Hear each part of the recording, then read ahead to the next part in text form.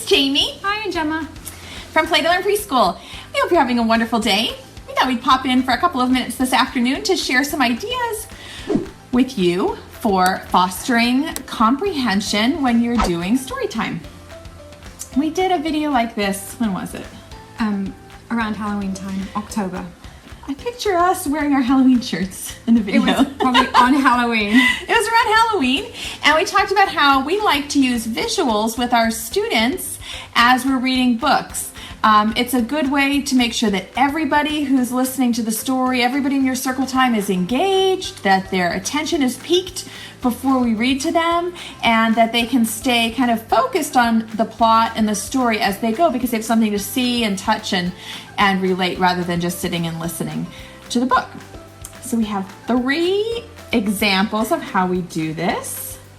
I'm going first. Gemma's gonna go first, and I'm not gonna leave. This is what she says now. Last week we were doing that video about It was how to use letters. It was letters, like different ideas for teaching children to make the letters. She was like, I'll be right back. And off she goes. And I'm like, so we're in my house, right? And something fell upstairs in the kitchen, like a big crash. Yeah, we both heard it. I was ignoring it. She was ignoring it, but it's my house, so I had to go see. It was just like a tile that I had leaning up against the thing, and it just fallen down. Anyway, I won't leave you this time. Thanks. Unless there's a big crash, and then I'm out of here. And then I turn it off. Anyway, we have 3 ideas for you. The first is an idea that you could use before reading the book with your students. So Gemma is going to... This is one of my favorites. It will be backwards because we're on the selfie cam. This is one of my favorites. Bear Feels Sick. They have a whole series of these books. Bear Snores On. What are the other ones? Bear Feels Scared. Yeah, they're really cute. And the pictures in them are really lovely. By Carmen Wilson. You can a lot of times find these, they do like the Kohl's Cares, the $5 books. If not, check it out at the library. Yeah, they should have them at the library. They're really popular. Absolutely. So the story of this book is this bear he doesn't feel very well. And his animal friends, all of his animal friends, find things to take care of him to make him feel better. So it's very sweet. They go through all the motions of making him soup and getting him a blanket, everything like that. So when we read this with the kids, the first thing I like to do is say to the kids, so when you don't feel very good, when you feel sick at home, what does your mom or your dad do to make you feel better? And they say, she brings me tissues. So in your bag. So if like his book in a bag. Book in a bag. So trying to activate their prior knowledge about the topic. What happens when you're sick? She might bring you tissues. So they're all, yeah, my mom brings me tissues. Everybody's got a story about a bloody nose. Say, how does your mom know you're sick? Oh, she takes my temperature with a thermometer. This is from our toy hospital thing. Pull that out. What else? My mom gives me a blanket to keep me warm. Here's the blanket. My mom makes me soup. Here's some soup. Well, it's pretend soup, not real soup. You don't have a bag of soup. I don't have a bag of soup. And then this one probably not, but in the story they make the bear some tea, which the kids probably don't get tea. But you could say, what does your mom do when she doesn't feel? You see our little tea bags from our... I totally think it's in backwards. No. Is that the tea leaf? I don't know what. Oh no. Yeah, maybe. Tea. Americans can't do tea, right? See? Okay, so anyway, here's the tea. Always critic. Anyway. I just think the British teacher would get the tea right. Well, it's because it doesn't look like a tea bag to me. Anyway, you could use real tea bags. If you're from England, you could use real tea bags. Anyway, so you have all of these things out. You could spread them out on your carpet in front of you, and then you go ahead and read the story, which I don't really like reading out loud to all these people that are looking at us. We're not going to read you the whole story. It's a cute little rhyming book. Yeah, it's very sweet. So they can go through when Bear, we'll find one with his friends, find out he doesn't feel very well. It's hard to do this like this. As they're reading them, we might put the objects in order. So the teacher's reading, and we might say, oh, right, first they covered him up with a blanket. And next they made the soup. They're making the tea. So it's just an idea to give them a visual of what's going to happen before you read the story to them. So it gives them clues. Clues. Activating prior knowledge is really important before reading strategy. They will all remember not feeling so good, and they remember what their mom or dad does. to take care of them. And this is what the animals in the story do. It's a really sweet book about friendship, and it's a great book. So it's very easy. You probably have all of these things in your classroom already. We always like to try to do something before we read to get the kids thinking about the book, because otherwise, we've just been outside at recess and we come in and we sit down and, okay, I'm going to read you a book. If we don't activate their prior knowledge, we don't give them some clues or start talking a little bit. I forgot the bear. Good thing we pulled him out.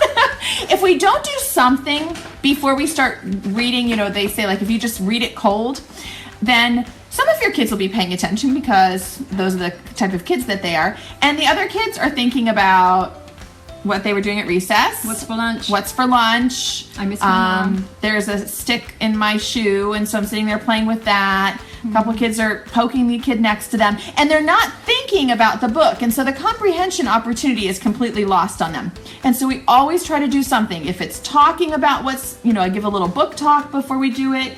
If it's something like this, where we share something out of a bag that shows clues, and we talk about, does this ever happen to you? But it's really important as teachers that we always do something right before we read. It doesn't have to be complex with a bunch of visuals. It could just be talking. But we have to do something so that everybody in the circle, all 10 of your 3-year-olds, are all thinking, sick, the bear is sick. I'm trying to read, and I'm going to think about what happens when the bear is sick. And they can relate to it. They have to be able to relate to something to keep their interest going. Otherwise, you're probably batting about 50% with the listening. All right, here's another Carmen Wilson book that we love. It's the same character, and it's Bears. Oh, I'm glad we still have him. Bear Sees Colors. And in this book, we might do a little something before, like, what colors do you see, around the room? And I've got a little pile of construction paper. What are some of your favorite colors? And then we'll read the book one time, this cute little book about Bear and, who's his little friend in this one? Mouse and Bear, and they're looking for colors. We might read it through one time just to enjoy the story and the rhyme and the illustrations. Yep. And then we like to read this one a second time. Either the same day if you have a longer story time, or the next day. And the strategy that we use for comprehension for this one is during reading, when we get to the page where Mouse and Bear are trying to find something, and they see things that are blue, then we'll hold up or put on the carpet in front of us a blue piece of paper, and we might say, we're going to give you to the count of 10 or 20, or can you go find something in the classroom, something small that will fit on this paper that is blue. And they'll count 1, 2, and they'll run. Somebody will get a crayon, and somebody will get a pencil, and somebody will get a block, and somebody will get scissors, hopefully not running, and they'll bring it and set those blue things on the paper. And then when we get to the next part, Bear and Mouse are trying to find something that is... Carry on. Something that is red. And so we will hold up the red paper or put the red paper out on the carpet, and I'll just say to the kids, we're going to give you to the count of 10, or I'd like you to go find something in the classroom that is red. It has to fit on this paper. Don't bring me, I don't know what.